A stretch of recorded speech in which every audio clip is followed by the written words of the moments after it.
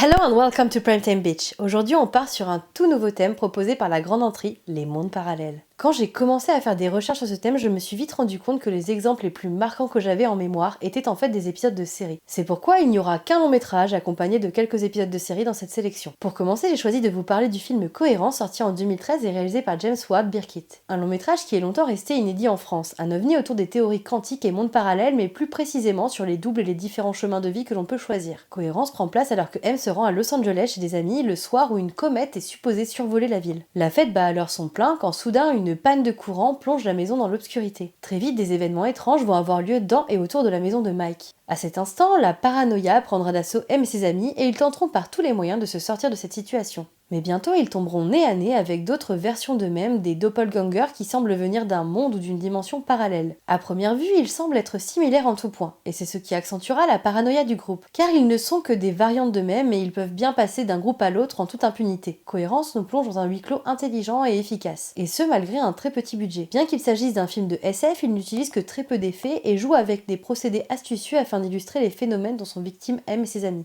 Ici, il s'agit d'optimiser au mieux l'espace donné aux acteurs. Les acteurs qui improvisent la plupart du temps selon la volonté du réalisateur. Il n'a en effet donné que quelques indications à son casting pour guider leur arc narratif. Outre une volonté de laisser libre cours à l'interprétation des acteurs, le réalisateur donne une grande liberté de mouvement à son casting. Et c'est ce qui justifie l'image si tremblante du long métrage, un élément avec lequel j'ai eu beaucoup de mal par ailleurs. Et au passage, vous spotterez sûrement Xander, alias Nicolas Brandon, dans le rôle de Mike. Le long métrage explore la thématique des mondes parallèles par le biais de la physique quantique. Les protagonistes de Cohérence allant jusqu'à mentionner la théorie du chat de Schrödinger, une théorie qui part du principe qu'un atome peut être à plusieurs endroits espace-temps à la fois. L'expérience viserait à mettre un chat dans une boîte avec un dispositif censé le tuer au bout d'1 minute. Et ce afin de constater que tant que la boîte n'est pas ouverte, le chat est entre la vie et la mort, en partant du principe que c'est la vision de sa mort qui validera cette dernière. Et ce en laissant un éventail énorme de possibilités. Cette expérience est bien sûr une expérience théorique. Ainsi, Cohérence dépeint un monde où toutes ces dimensions cohabitent et sont censées ne jamais se croiser. Cependant, le passage de la comète créera un pont entre ces multiples réalités. Et à la manière du chat de Schrödinger, c'est en sortant de la boîte, ici la maison, que nos protagonistes impactent leur destin. En effet, c'est lorsqu'ils sortent de la maison qu'ils chamboulent leur existence. Et ce, en créant un nouveau chemin, une nouvelle dimension pleine de possibilités. Et c'est finalement le croisement de ces dimensions qui donnera lieu à de nombreuses situations cocasses qui titilleront les méninges des spectateurs. Enfin, Cohérence est un film surprenant et très ludique. Ainsi, le spectateur ne boudera pas son plaisir alors qu'il observera la bande d'M s'enlicer encore un peu plus dans un monde complètement incohérent. Un monde dont il tente de se sauver tout en aggravant sans cesse la situation.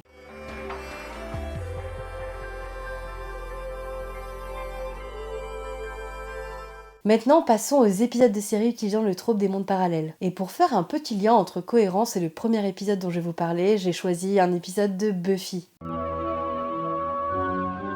Bah oui quand même. Et plus précisément l'épisode 9 de la saison 3 nommé Meilleurs vœux Cordelia. Pour ceux et celles qui ne l'ont pas encore vu, Buffy la tueuse de vampires suit les aventures d'une adolescente en proie à son excès de sébum, à sa passion pour la mode et ses envies de faire la fête. Mais aussi son destin de tueuse de vampires. Malheureusement pour elle, il n'est pas toujours facile de tout combiner. Meilleurs vœux Cordelia a le pitch suivant. Dans cet épisode, Cordelia est furieuse contre Xander car il est sorti avec Willow, tandis que Oz tente de se remettre de sa rupture récente. Prise d'un excès de colère, Cordelia croisera le chemin d'Anya, un démon vengeur qui n'attend qu'une chose, exaucer son souhait. Elle finira par émettre un vœu par mégarde, et ce en espérant que Buffy ne soit jamais venue à Sunnydale. Si je fais un vœu, c'est que Buffy ne soit jamais venue à Sunnydale. D'accord. Un souhait qui aura pour effet de changer la réalité dans laquelle nos protagonistes évoluent et ainsi de les plonger dans un univers parallèle dominé par le mal, par les vampires. Mais aussi un monde où Xander et Willow sont devenus des vampires assoiffés de sang. De protagonistes timides et maladroits, ils passent alors à des monstres sans aucune âme et quelque peu sexualisés, ce qui n'avait pas trop été le cas pour le personnage de Willow auparavant. Ici, Meilleurs vœux Cordelia nous propose une dark timeline de l'univers de Buffy. Cependant, ce changement ne transformera pas seulement les habitants de Sunnydale, mais aussi Buffy. Elle passera en effet d'une jeune femme pleine de vie à une commando sans sentiment. Cet épisode de Buffy applique le principe du Be Careful What You Wish For, un trope que l'on retrouve beaucoup dans les films fantastiques et horrifiques tels que I Wish, Witchcraft ou encore Wishmaster. Et ici, la demande de Cordelia est tellement impactante qu'elle modifiera complètement la réalité de Sunnydale, la ville étant alors devenue une vraie ville fantôme, totalement lugubre où la moitié des adolescents sont soit morts, soit transformés en vampires. Meilleurs vœux Cordelia figure parmi mes épisodes favoris de la série. Il ne s'agit pas du meilleur épisode de Buffy, mais il m'avait beaucoup marqué lorsque j'étais enfant, tandis que mes protagonistes chouchous trouvaient la mort sous mes yeux.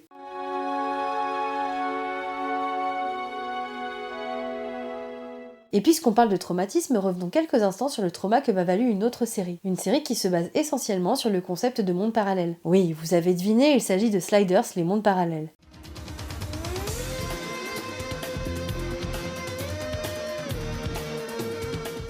La série compte les mésaventures d'un jeune adolescent, Quinn Mallory, alors qu'il invente un vortex, capable de le transporter de dimension en dimension. Malheureusement pour lui, il perdra le chemin de sa dimension d'origine et ainsi passera de monde en monde afin d'essayer en vain de rentrer chez lui. Au cours de ses voyages, il atterrira dans des dimensions qui semblent similaires à la sienne, sans toutefois l'être. Et c'est au cours de la saison 2, et plus précisément de l'épisode 1, qu'il finira par arriver dans un monde qui ressemble en tout point à celui qu'il recherche. Cependant, il a très peu de temps pour définir s'il est bien chez lui ou pas. Il décidera alors de vérifier si son portillon grince. Ce dernier n'émettant aucun bruit, il quittera cette dimension, laissant par mégarde sa dimension. Pour ceux et celles qui n'ont jamais vu la série, ce n'est peut-être pas grand-chose, mais pour moi, il s'agit de la plus grosse frustration de mon enfance.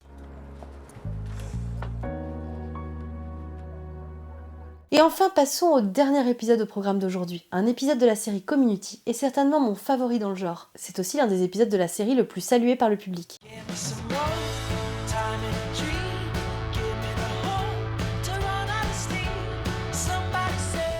Remedial Chaos Theory, ou Théorie du chaos correctif, est l'épisode 4 de la saison 3. Alors que notre bande d'étudiants s'apprête à festoyer dans le nouvel appartement de Abed et Troy, Jay va soudain ouvrir plusieurs lignes temporelles en lançant un dé, afin de définir qui va descendre récupérer les pizzas. Ainsi, cet épisode explorera les différentes possibilités de lignes temporelles, l'élément charnière étant le lancer de dés. Ces dimensions sont bien sûr le fruit de l'imagination d'Abed, comme la majeure partie des aventures fantasques que compte Community.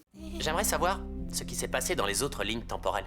Attends, il y a d'autres lignes temporelles? Ah, ok. On commence à ma gauche avec le chiffre 1. Votre chiffre sort, vous y allez. T'es conscient que tu vas créer 6 lignes temporelles? Bien sûr, Abed, bien sûr. Remedial Chaos Theory illustre différentes chronologies, et ce en explorant comment la bande est affectée par l'absence de l'un d'entre eux. Le tout en rejoint inlassablement la même boucle, mais avec un élément divergent bien sûr. Une boucle qui, à la manière d'un jour sans fin, débutera par un morceau musical, ici Roxanne de The Police. La pire des timelines étant celle où Troy est absent, ce qui n'est pas anecdotique puisque tout se trame dans l'esprit d'Abed. Ainsi, Troy est le personnage phare de l'histoire, et c'est son absence qui va créer la Darkest Timeline. Cette dimension obscure reviendra quant à elle plusieurs fois au fur et à mesure de la série. La dimension la plus fun étant celle où Jeff descend récupérer les pizzas, alors que le groupe n'est plus soumis à son sarcasme et profite enfin de la soirée.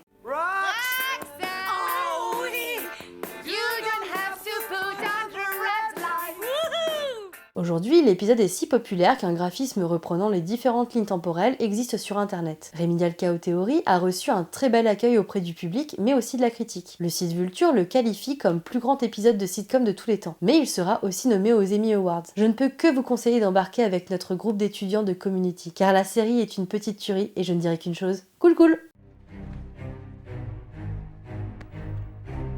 Diabolique Troy et diabolique Abed.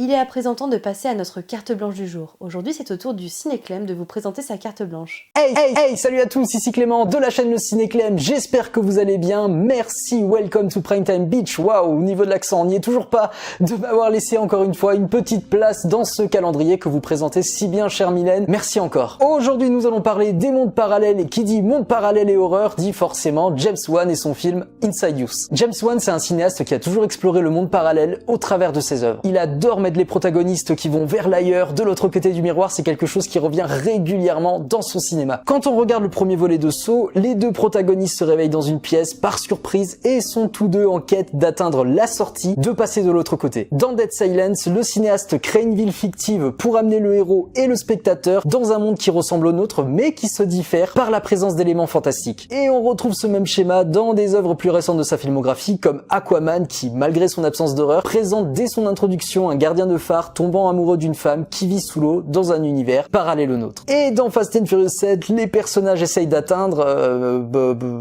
j'en sais rien, l'autre côté du périph'. Bref, parlons du sujet du jour. Inside Use nous raconte l'histoire de la famille Lambert qui voit leur quotidien basculer quand l'aîné des 3 enfants, Dalton, plonge mystérieusement dans le coma. Le film embrasse tous les codes du genre, porte qui s'ouvre comme par magie, papa américain en caleçon qui n'allume que des petites lumières quand un danger menace sa maison et sa famille, jumpscare dans tous les sens et présent présence fantomatique bien évidemment. La première partie du long métrage se présente comme le traditionnel film de maison hantée avec un groupe de gens qui se retrouvent face à des forces invisibles qui entrent et sortent sans problème. Mais le scénario révèle son véritable tour de force avec l'arrivée d'Elise. Le personnage d'Elise dans Inside Use, c'est la clé qui va emmener le spectateur et les protagonistes vers le monde parallèle. Et c'est là que le film brille dans sa narration car il nous invite dans les coulisses de l'horreur. Qu'est-ce qui se cache dans l'obscurité? À quoi ressemble le monde des antagonistes? Josh Lambert a passé son enfance à éviter que l'autre monde, le lointain comme l'appelle Elise, s'invite dans notre réalité. Le monde parallèle d'Inside Use n'est pas qu'une exposition d'images horrifiques pour effrayer le spectateur, c'est surtout un moyen pour Josh d'affronter son passé, de confronter ce qu'il appelle de l'autre côté du miroir, de tuer l'enfant en soi, prisonnier de cette entité démoniaque pour devenir le père qui sauvera son propre fils. Le monde parallèle d'Inside Use est le personnage principal de l'histoire. Il se présente derrière la porte d'une cuisine, d'un placard, d'un tiroir ou d'une photographie. Chronologiquement, le film nous montre d'abord notre réalité afin de se familiariser avec un environnement terre à terre. Par la suite, on nous invite à découvrir le monde parallèle afin d'explorer le monde des morts. Et c'est dans les dernières minutes du long métrage, le moment où Elise photographie Josh, que le monde des morts et des vivants ne font plus qu'un sur le même plan. Si on retire tout l'aspect horreur, c'est un film qui parle avant tout de la famille. Qu'est-ce que c'est que d'être père, que d'être parent et d'être confronté